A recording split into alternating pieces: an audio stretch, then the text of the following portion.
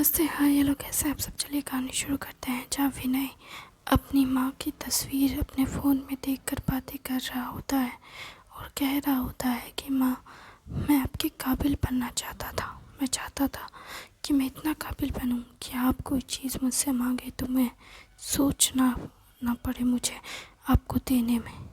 मैं हर वो चीज़ आपको देना चाहता था जिस चीज़ पे आप हाथ रखें।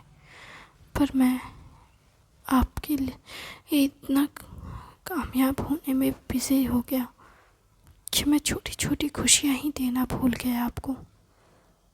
आपको तो मेरे साथ से ही खुशी मिलती थी, पर मैं आपके साथ हूँ ही नहीं। अब मैं आपकी छाया से बहुत दूर चला गया, इतना दूर कि मेरे पास वक्त ही नहीं होता आपको से बात करने का। मैं बहुत बुरा हूँ ना माँ, लेकिन मैं यकीन दिलाता हूँ माँ, मैं अब लौट कर आऊँगा, बहुत जल्द आपके पास लौट कर आऊँगा। वो ये बातें कहते हुए रो ही रहा होता है इमोशनली। तभी उसकी आँख लग जाती है। वो माँ के बारे में सोचते सोचते बातें करते करते रो देता है और रोते रोते वो सो भी जाता है।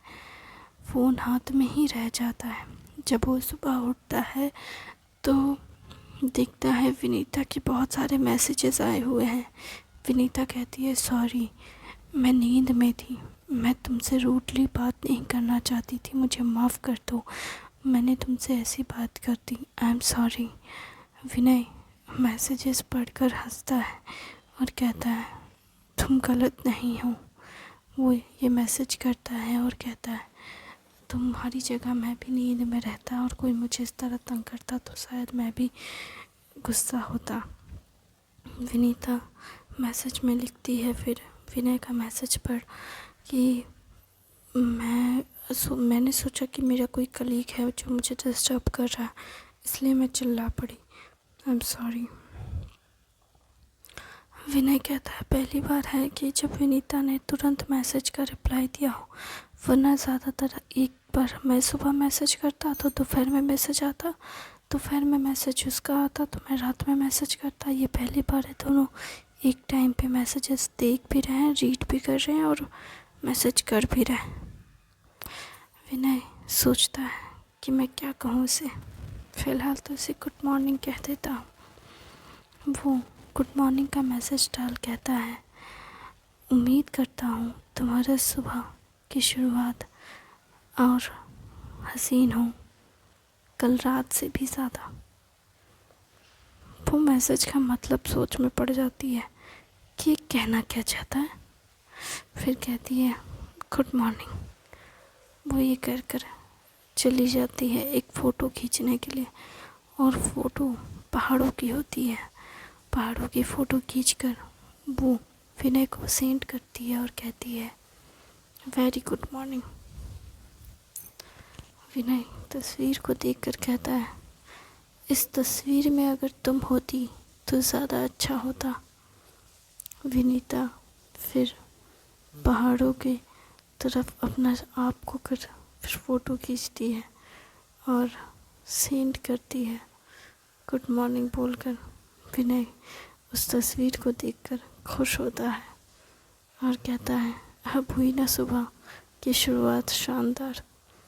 ये कहकर वो अपने काम में के लिए तैयार होने लगता है।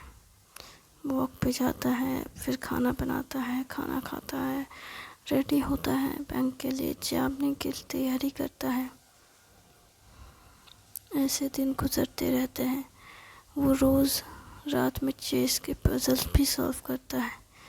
विनीता 10-11 बजे जब आती है तब वो पज़ल सॉल्व करती है और विनय रात में पज़ल सॉल्व करता है जब उसका मूड अच्छा नहीं होता है, क्योंकि ऑलमोस्ट कंप्लीट होने वाला होता है। दिसंबर का महीना भी ख़त्म होने का आता है।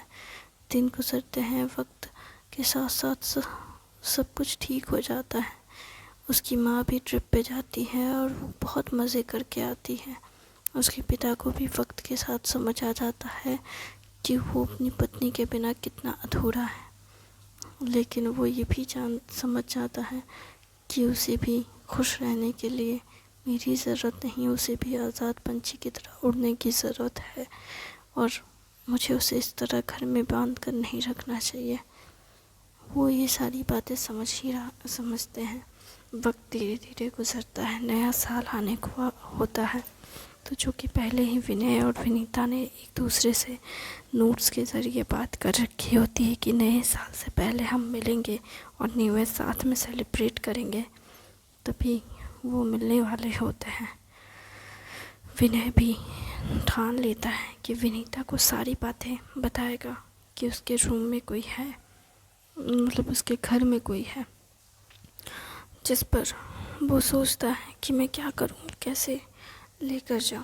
तो वो कहता है विनीता से कि अब तो तुम्हारे पीरियड्स भी ख़त्म हो चुके हैं। विनीता कहती है वो तो कब के ख़त्म हो गए। मैसेजेस में वो दोनों बात करते हैं। तो विनय कहता है हाँ मुझे पता है और तुम मिलने वाली थी, पर मैं उस दिन बिज़ी था कुछ नए काम करने के लिए। जिस पर वो कहती है कि हाँ मुझे पता है, लेकिन अब क्या मिलना है तुम्हें। जिस पर वो कहता है हाँ मैं सोच रहा है नया साल आ रहा है, नए साल में कुछ नई बातें होनी चाहिए, एक दूसरे को जान लेना चाहिए अच्छे से। इसलिए मैं सोच रहा था कि मैं जहाँ रहता हूँ मैं तुम्हें एक बार अपना घर दिखा दूँ। जिस पर विनीता कहती है नहीं, मुझे नहीं लगता है कि ये सब करने की ज़रूरत है। विनय समझता है कि शायद वो शर्मा रही है, लेकिन विनीता कहती है नहीं नहीं, ऐसा कुछ नहीं है जैसा तुम समझ रहे हो, बस मुझे पसंद नहीं। जिस पर विनय कहता है देखो मैं ऐसा वैसा इंसान नहीं हूँ, बस तुम एक बार मेरा घर देख तो लो, शायद तुम्हें पसंद आए। विनीता कहती है ठीक है। विनय उसे रेस्टोरेंट में बुलाता है, उसी रेस्टोरेंट में जहाँ वो अपने कलीग्स के साथ अक्सर डिनर पे जाता है। वो उस रेस्टोरेंट में विनीता को बुलाता है। वो वहाँ जाती है। वो बहुत खूबसूरत वाइट ड्रेस पहनी होती है। विनय तो उसे देखता हुआ हैरान हो जाता है। लाल लिपस्टिक हो, वाइट ड्रेस और खुले बाल। विनय उसे देख एकदम से शॉक्ड में होता है। वो बहुत खूबसूरत लग रही होती है। विनय विनीता के पास जाकर कहता है तुम बहुत सुंदर लग रही हो। विनीता कहती है तारीफ़ के लिए शुक्रिया, पर ये करने की ज़रूरत नहीं। ये सुनकर विनय कहता है करना तो चाहिए, आखिर तुम इतनी खूबसूरत जो हो।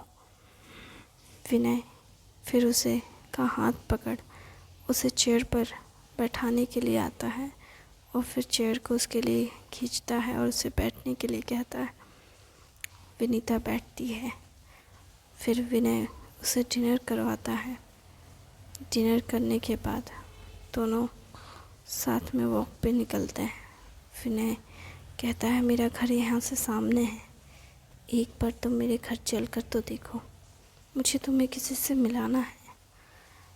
विनीता सोच में पड़ जाती है। जिस पर विनय कहता है एक बार, बस एक बार। जिस पर विनीता विनय की रिक्वेस्ट नहीं झुकलाती और कहती है ठीक है, लेकिन मैं रुकूंगी नहीं, बस तुम्हारा घर देखकर चली आऊँगी। विनय कहता है हाँ बिल्कुल, मुझे कोई एतराज़ नहीं, तुम बस मेरा घर देख लेना और घर देखकर चली आना। जिस पर विनय कहता है आज मैंने बहुत हिम्मत करके प्लान किया है, प्लान गड़बड़ नहीं होनी चाहिए, क्योंकि उसने प्लान किया होता है कि विनीता को डिनर पे ले जाएगा, फिर विनीता को घर लेकर जाएगा और इधर जो उसकी रूम पार्टनर है, जो उसके घर में रहती है मिस्टीरियस सी लड़की, वो उसे भी मैसेज कर उसे भी नोट में लिख कर के रखता है सुबह ही कि देखो आज रात 9 बजे तुम प्लीज़ कमरे से बाहर आना, आज हम साथ में डिनर करेंगे। वो ये नोट लिख करके रखता है टेबल पे और कहता है कि उम्मीद करता हूँ कि हम तीनों अच्छे से रह सकें। वो ये सोचते हुए विनीता को लेकर जाता है। विनीता घर को देखती है, फिर विनय को देखती है। पहुंचने पे विनय विनीता को देखता है और कहता है, देखो मेरा घर आ गया, अब चलो मैं तुम्हें मेरा घर दिखाता हूँ। जिस पर विनीता कहती है, ये तुम्हारा घर है? विनय कहता है, हाँ ये मेरा घर है। विनीता कहती है, सच में तुम श्योर हो कि ये तुम्हारा घर है? विनय कहता है, हाँ ये मेरा ही घर है, मैं श्योर हूँ। विनीता फिर कुछ नहीं बोलती, उसके साथ घर जाती है। विनय विनीता को जैसे घर लेकर आता है, विनीता उस पज़ल को देखती है जो 950 कंप्लीट हो चुके होते हैं। विनीता विनय को देखती है और सोचती है, क्या ये वही इंसान है जिसे मैं सब्जियां काटते हुए निहारती थी? वो यही सोच रही होती है और सोचते हुए घर के अंदर जाने लगती है और घर के साइड किचन को देखती है। वो सोचती है, ये मेरा ही तो घर है, मैं भला किस बात से कंफ्यूज हो रही हूँ। विनीता के फेस नॉर्मल एक्सप्रेशन से भरे होते हैं। विनय सोचता है, ये हैरान क्यों नहीं है? क्या ये मेरे घर को देखकर सोच रही कि मेरा घर नहीं है? विनीता नॉर्मल रहती है। विनय कहता है, देखो ये मानता हूँ कि ये रेंटेड है, पर ये मेरा घर है। विनीता कहती है, ठीक है। विनय की बातें सुन। फिर विनय से पूछती है, तुम यहाँ कब से हो? विनय कहता है, पिछले 6 महीने से ज़्यादा हो गए हैं। अब हाँ, काफ़ी पहले मैं आया था। हाँ, करीबन मार्च अप्रैल के लगभग मैं यहाँ शिफ्ट हुआ हूँ। अच्छा, तुम अपने लैंडलॉर्ड को कभी देखे हो? नहीं, मैंने नहीं देखा है। अच्छा, वैसे मेरी लैंडलॉर्ड ना यहीं रहती है। क्या तुम्हारी लैंडलॉर्ड यहीं रहती है? मतलब वो फीमेल है? हाँ, वो फीमेल है। क्या वो मेरी एज की है? हाँ, वो तुम्हारी, मुझे नहीं पता वो कितनी एज की है, पर शायद कोई लड़की ही है। तुम उसे नहीं देखे? इतने समय से दोनों साथ में रहते हो और तुमने नहीं देखा? जिस पर विनय कहता है, मैं सच कह रहा हूँ, मैंने उसे नहीं देखा और मेरा उससे कोई रिश्ता नहीं है। मैं उसके लिए बस खाना बनाता हूँ और कुछ नहीं। मैं सच कह रहा हूँ, मेरा उससे कोई लेना देना। मैं आज तुम्हें इसीलिए तो लेकर आया था कि मैं तुम्हें उससे मिलवाऊँ। वो एक लड़की है, तुम एक लड़की हो, तुम दोनों की अच्छी जमेगी। मैं नहीं जानता कि मैं क्या कहूँ। विनय को इस तरह नर्वस, कंफ्यूज, डरा हुआ देख विनीता फिर हंसने लगती है और हंसते हुए उस कमरे को जाकर खोलती है और अंदर जाकर बेड पे बैठ कर बहुत हंसती है। विनय सोच में पड़ जाता है, ये कमरा तो मालकिन का है, जिसने कैसे खोल दिया? वो समझ जाता है, यानी कि यही मेरी मिस्टीरियस लैंडलॉर्ड है।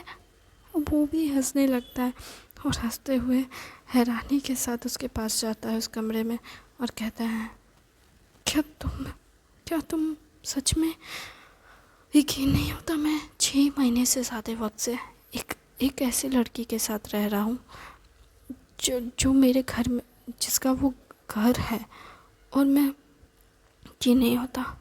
जिस पर विनीता उसके कान खींचती है और कहती है, यकीन तो मुझे भी नहीं हो रहा, लेकिन तुम कितने बड़े गधे हो। जिस पर विनय उसके काल खींचते हुए कहता है, तुम भी कितनी भी शैतान हो, मुझे कैसे तंग कर रही थी।